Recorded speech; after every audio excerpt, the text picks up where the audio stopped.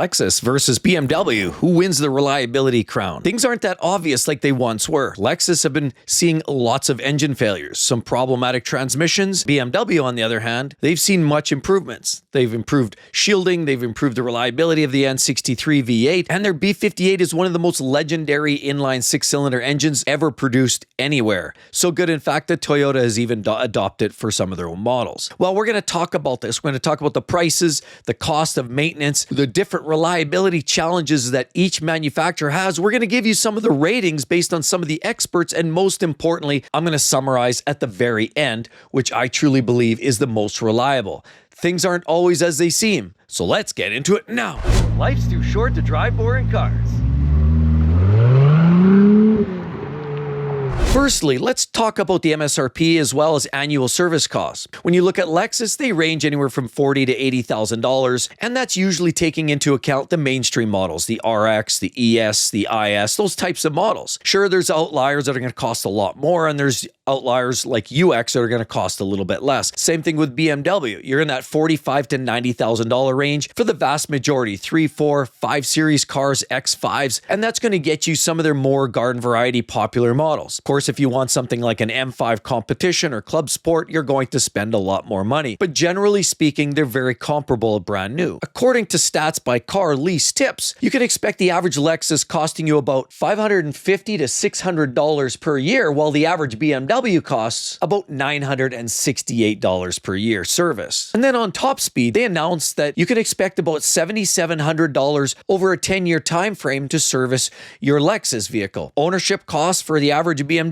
might be closer to $19,000, virtually 2.5 times what it is for a Lexus. They're high-performance engines, and clearly there's going to be additional costs. The German manufacturers have never been known to be cheap, but is that really a question about reliability? Yes, they're going to cost you a little bit more money to run a BMW, but does that mean they're going to be a problem? Because costs can also be slightly offset by the fact that when you look at resale, Lexus vehicles have a pretty strong resale on the used car market. If you're looking at something with this V6 at 3.5, like an IS or an ES350, or some of those variants, you're going to expect to pay a lot more money. You're going to expect to pay significant money. Even 5-year-old vehicles, I've seen go for as much as 80-85% of what they were brand new. On the BMW lineups, however, you're going to start to see, even though they used to see serious depreciation, things have changed since about 2019, 2020, with, of course, the shortages, and we've never really gone back. BMWs these days, on average, in 5 years, for your average garden variety 3, 4, 5 Series BMW, you're going to expect somewhere in that 50-55% of its original value retained in 5 years. If you're looking at getting in and out of one of these cars, Lexus is going to be your lower cost. On top of it, in Lexus land, they quite often give you that spa treatment. Oh, yeah, everybody likes a good massage once in a while. BMW kind of gives you a massage too, but some other kind of tickly massage.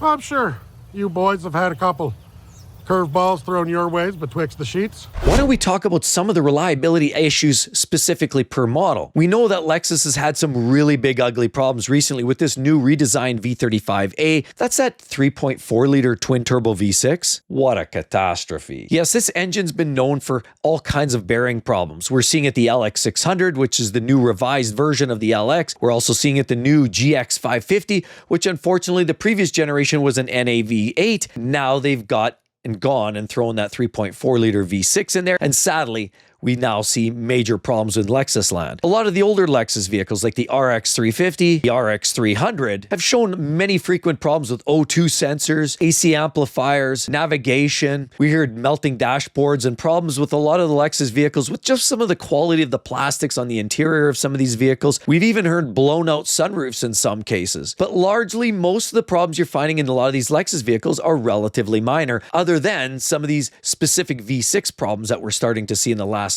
couple of years. Other Lexus problems like the ES300 and ES350 have seen misfires, ignition coils, plugs, general maintenance items. But we also can't forget about the VVTi lines. That's a problem that a lot of people have kind of forgot about. The VVTi lines have been a big issue. Why? High pressure lines, of course, carry oil. They've been known to rupture. The original lines were a little bit fragile. Of course, if they burst, you lose your oil. That's the same supply that feeds the oil to your engine. It's an outlet. You're dumping the oil on the ground, and that could be a catastrophic engine failure. There was a recall. There was a bulletin to swap those out, and most cars now that you're finding on the used car market are likely to have seen those swaps, and you're likely going to have a very reliable car. Just something to be aware of. We also can't be forgetful of the fact that a lot of these Lexus vehicles, for some reason, wind up with puddling of coolant in the V of the engines. Be aware of that. Watch for coolant leaks, water pump problems, and cooling system issues throughout. That seems to be a common issue, both Lexus as well as BMW. But let's talk about some of the BMW problems. And first to note, a lot of these problems are on engines that used to exist. Their engines no longer manufactured, and they are much vastly improved, and we're seeing far less issues in some of their recent engines like the B58,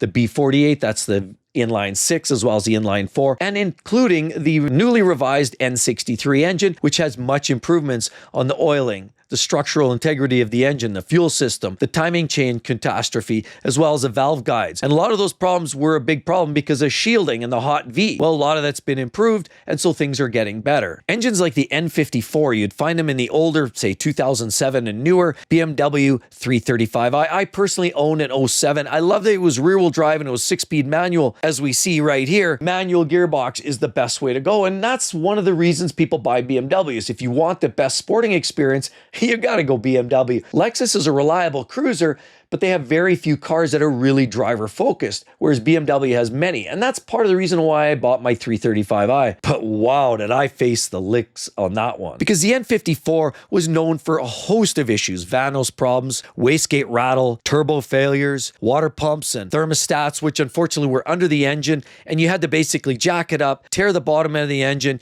You had to take apart half of the subframe, and it was a real ugly mess. Took me about 8 hours to do on the driveway. And even with my parts cost getting from wholesaler, I was still costing $1,500 for those parts. And that's me doing the labor. To take a shop to do it, $2,500, $3,000. It's an ugly job. And the problem is it's consistent. Every 50 to 60,000 miles, you will have that issue. We also can't forget about the oil filter housing problems, the crank pulley problem that gets sucked in the belt and it could take out your engine. There are a lot of issues. Valve cover gasket, oil leaks, coolant leaks, all those plastic fittings and hoses, they start to get brittle and fragile because of the turbos under the hood, and they have led to a whole multitude of issues with the N54 engine. That was their early first generational attempt at creating a twin turbo inline 6-cylinder engine. Wow, what a mess. And then there was the N63. The N63 was their 4.4 liter twin turbo V8. It had two turbos, both mounted in the V. It didn't have enough shielding, in my own personal opinion, and resulted in excessive valve guide wear because all of that extra heat would start imposing itself on adjacent parts, plastics, cooling lines, wiring. And next thing you know, things were fragile, electrical systems would start faulting out, and valve guides would start to see excessive wear, and that would result in excessive oil consumption because that was another problem. Timing chain failures,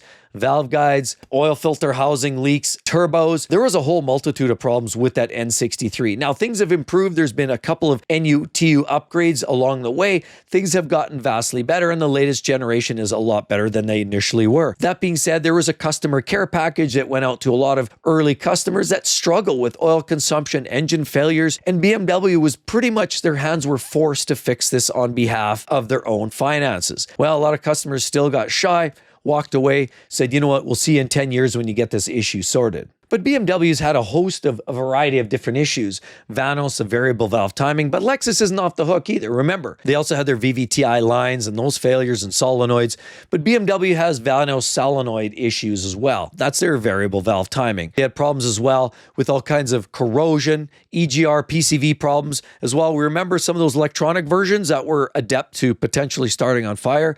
Yeah, that was a big recall. Valve cover gaskets, cooling lines. We've seen all kinds of those plugged together fittings. They snap together. They've got a key ring. They lock in. They're nice to install when the manufacturers are creating them in the factory. The problem is they create other kinds of challenges. They start to seize together, and removing old dried up lines is very difficult. They crack, they split, they leak, and they're very expensive. That's a big problem that BMW's found for many, many years. And my N54 was no different. I ended up changing almost every single cooling line, upper rad hose, lower rad hose, turbos, cooling lines that went to and from thermostat and water pumps. It was a catastrophe. Trust me, as you start to put on some miles, the extra heat with the turbos create all these newfound problems. But to note, let's talk now. BMW has vastly improved. Their N63 twin-turbo V8's much better shielding, better fuel system. They're much more durable. They produce more power, they're more economical, and honestly, they're more reliable. Now, they're not cheap to fix, they're not cheap to maintain, and when things break, let's be honest, they're expensive. BMW is never going to be a cheap vehicle to own. Bring my wallet. That's what they talk about, right? Or bring more, I don't know. Drop it down below. I'd like to hear your thoughts on acronyms for BMW. There's a lot of jokes out there. There's a million jokes. Please do drop. BMW, what does it mean to you and that acronym? The B58 is one of their most legendary reliable vehicle engines that we've seen since, around 2016, 2017. They came out with first generation, then they made some enhancements in 2019 or thereabouts. And of course, since then, they've created all kinds of improvements. Better fueling, heat encapsulation. They've been much, much better. But the downside with the B58, they still have their oil filter housing leaks because it's still a very similar design, but instead they flop the engine backwards, timing chain at the firewall, like they made that mistake with so many engines like the N20 before it. That is an absolute disaster. Vano solenoids, coolant leaks. They also have a dual cooling tank system now in the B58, which has been known to be somewhat problematic. Certain B58 owners have also noticed that there seems to be just coolant that dissipates.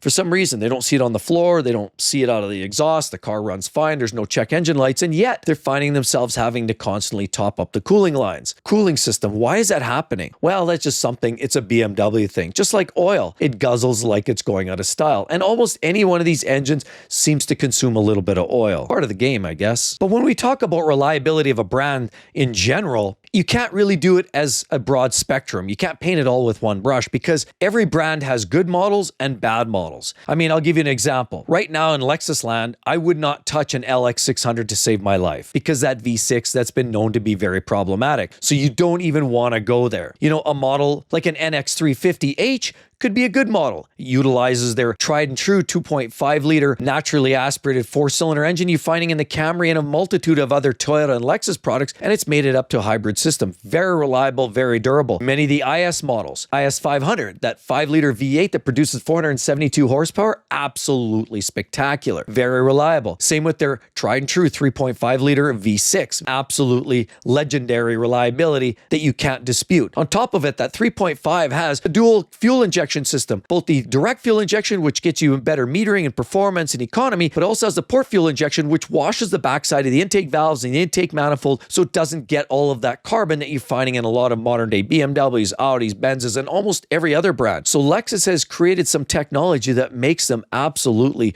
breathtaking reliable. That being said, that 3.5 is getting washed away. It's going away and it's harder and harder to find. Most of the models now have been swapped out and we're replacing it with 2.4 liter turbo 4s. So unfortunately, Lexus is getting rid of some of their best engines. Their NAV8s, their NAV6s are all going away. Hence, reliability is going away. And then, of course, there's BMW's glorious B58. You have to ask yourself, why would Toyota put their reputation on the risk if they didn't trust the engine that they were borrowing from BMW? That's right, the latest generation of the Toyota Supra utilizes the B58, which is BMW's infamously reliable inline 6. So clearly it has the reputation of some level of durability, made it up to a ZF 8-speed automatic transmission. You could make many arguments that BMW has a more reliable transmission setup than Lexus has. See, you can't paint everything with one brush because every model comes with its unique challenges. And many BMWs either come with an ACEN transmission, where you're talking the X1s, X2s, or you come up, of course, with the ZF 8-speed, which is one of the most durable. That being said, Lexus has had some transmission issues. So on that front, often BMW have a more robust transmission setup, unless you're going with the Lexus ECPP system, which is one, of course, the most durable systems on the market. So let's take a closer look at the rankings. Thanks so much for all the new members supporting the channel. If you want your own emoji, priority questions, and sneak peek of a new video, or you just want to support the channel, be sure to hit down there, hit that link. That's going to do all the work for you. Thanks again so much, everybody. Now, the first one, Consumers Reports overall score in 2025 ranked Lexus as the third overall at about 60. BMW ranks around 58, which is ranked at about 5th overall of all manufacturers. JD Power Vehicle Dependability Study, that's the #1 number of problems per 100 vehicles. Shows that Lexus is about 140 problems per 100 vehicles. That's very good rating. That's about 1.4 problems per vehicle, whereas BMW is about 1.89 problems, or 189 problems per 100 vehicles. On the flip side, you have RepairPal, which is of course a trend of across mechanics across the nation, which rank Lexus as one of the top brands at 4 out of 5 star. Whereas unfortunately, RepairPal ranks BMW quite low, 30 out of 32 for all brands at 2.5 out of 5. That's very, very average. Average repair costs between $550 and $600 for the Lexus versus the $968 for the BMW, as already spoken. And unfortunately, here's a big telling feature. When you're talking about typical owner-reported shops per year, the shop visits, the issues that you're going to anticipate per year, about 0.5 visits for the average Lexus. So you might have a significant issue every couple of years, or BMW's numbers look to be 0.9 to 1.2 visits per year. So you're definitely going to see the shop almost once every year for some major issue, mechanically, electronic, you name it. So clearly Lexus has a much lower frequency of visits unexpectedly to the dealer. It's also worth noting, as I mentioned, there's specifics to each particular model, but as a brand as a whole, we talk about the severity of these specific types of failures like electrical, mechanical, minor electrical issues. You're going to find occasional visits for Lexus brand. BMW, you're going to find it somewhat frequent. There might be an electrical regulator issue, a sunroof problem, backup camera. Seems to be a little more frequency in BMW land. When we speak of engine failures, well, let's be honest. Lexus, it's occasional. It's rare. If you're an owner of an LX or a GX, right now you're probably in the midst of having this conversation of engine issues. So it has its rarities in certain models, and other engines, it's absolutely bulletproof. BMW land, specific engines again. We speak of the B58, very reliable, the B48, very reliable. So they have some durable engines. Some of the biggest issues come with the N63, the S63, which is the M version, like an M5 or an M6. So some of those are more problematic with more expensive repairs, turbos, wastegates, catastrophic failures abound. Not to mention the vehicles are tightly packaged and very expensive for labor rates. Of course, labor shop rates are very comparable between the two brands, but unfortunately, the way these vehicles are packaged, many BMWs are far more expensive because it might take you 10 hours to do a job that on a Lexus might take you 3. And of course, unexpected breakdowns are much lower in a Lexus than they are typically in BMW, which is almost a 2-to-1 ratio. Recalls, split in hairs. We know that there's 126,000 vehicles out there on the recall list for the Lexus, LX600, GX550, and of course the Toyota Tundra, which carries the same drivetrain. BMW, they have their recalls as well. A lot of them are backup cameras or electronic issues, PCV, EGR. There have been some problems, so they're well documented on both fronts. I want to talk about specific engines you want to address and you want to buy, and other ones you want to avoid. BMW engines you want to consider are the B48 and the B58. That's their 2-liter turbo 4 and their 3-liter turbo 6, both twin scrolls, single turbos, and they're very durable. Now, they aren't free of maintenance, and they do come with their problems with oil leaks, coolant leaks, water pump problems, which now are mechanical, which have been vastly improved over the previous N55 inline 6. So there have been enhancements like heat encapsulation, less likeliness of cooling line cracks, and they're much more revised, and those engines are much better than the outgoing inline 6s. So if you're looking at a BMW, you've got to buy the 4 or the 6-cylinder engines. Maybe skip with that V8 unless you just want all power and you don't care at all costs, because ultimately life's too short to drive boring cars, right? But if you're looking at Lexus and you want to think about specific engines, personally, I'm going to stay away from anything with that V35A, 3.4-liter twin-turbo V6. I'm just not a glutton for punishment. There's too many documented cases, and I'm not buying that engine. What I would consider buying, say, for example, an RX 500H, carries that 2.4-liter turbocharged 4. Even though it's kind of along the same lines of a newly designed engine, it doesn't seem to be suffering from the same issues as a 3.4. So I would consider an RX with either that engine. I would consider an NX with either the 2.5, of course, with the hybrid, or the 2.4 turbo with a 350. I would consider the UX generation of vehicles, which essentially are a revised Corolla. You know what? And of course, anything IS 350, IS 500 are absolutely amazing. So would I buy the LC 500. Those are all great vehicles. But again, stick with NA engines in the Lexus land, and otherwise stay away from that V6 turbo. Do you prefer and prioritize fun over pure reliability, or a blend?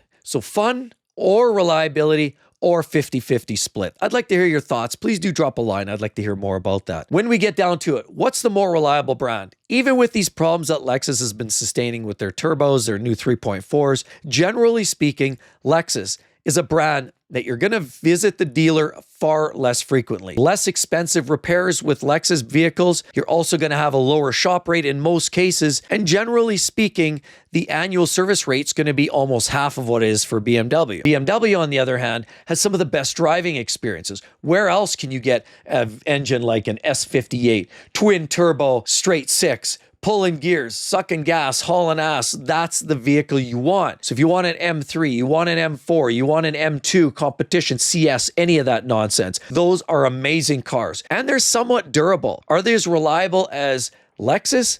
For the most part, not as much. That being said, a B58 gives you a nice blend, a nice compromise of durability, longevity, an engine that's relatively simple to maintain for the most part. Although it's not as reliable as a 3.5 Lexus Toyota product, it is in fact better than many other German manufacturers. So push come to shove, if I'm looking to drive the car and I really want to have that fun, maybe I want to find a vehicle that's not pure sport and I want something that's reliable, I'm probably going to go with a B58 if we're being honest in the BMW world. If I want hardcore fire breathing, I'm going to buy probably something like an M2, probably an M3 or an M4. On top of it, if I prioritize a lot more to just more reliability and I just want the cruise, I don't want to worry about all the troubles and the hassles. If we're talking about pure reliability, Lexus hands down wins this game. With all of that said, if you're wondering some of the best BMWs to buy, right there, very popular video. People are loving it because those are the ones you really want to buy. If you're thinking about buying that BMW, check it out. It's definitely a winner. Hope to see each and every one of you real soon, everybody. Catch you then. Bye-bye.